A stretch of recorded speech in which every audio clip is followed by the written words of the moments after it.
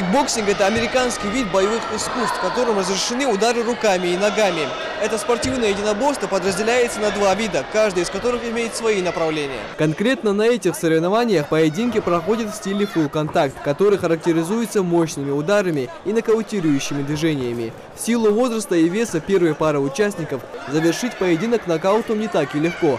А вот что касается ударов, то здесь ребята выкладываются в полную силу. 3 раунда по 3 минуты. Участникам турнира необходимо набрать большее количество очков. За первое место борются 250 спортсменов со всей республики. По истечении времени определился один из первых победителей весовой категории 36 килограмм.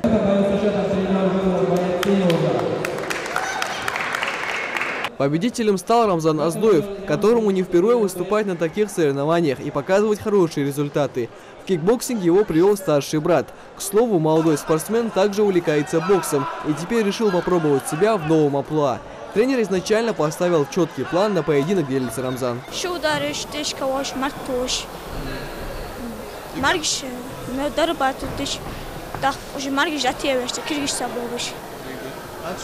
Соперник يتعلق نسوين خلور زي أحتورز مش كوتو أحتو بلرا. соперник خلور شوخ. سوهم تار خلور. что такое? Зрители в зале яро поддерживают спортсменов и даже во время поединка стараются подсказать им, как действовать. Здесь также присутствуют и более взрослые болельщики. Они уже в который раз отмечают пользу проведения таких соревнований для подрастающего поколения.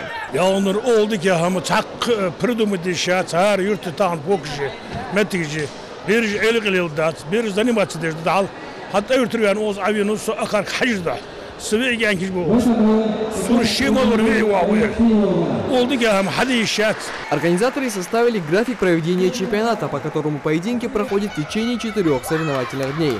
Такое решение принято из-за большого количества участников, что в свою очередь доказывает, насколько этот вид спорта популярен в нашей республике. С турниром, с каждым соревнованием ребята закаляются в боях, набирают опыта.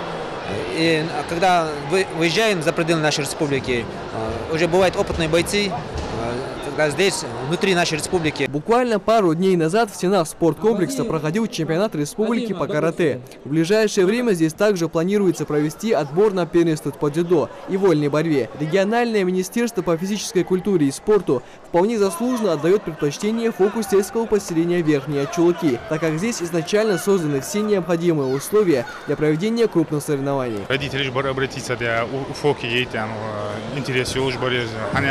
Последние 10 раз кодзы подряд отборы СКФ первенства республики Ингушетии Ухчай по кикбоксингу.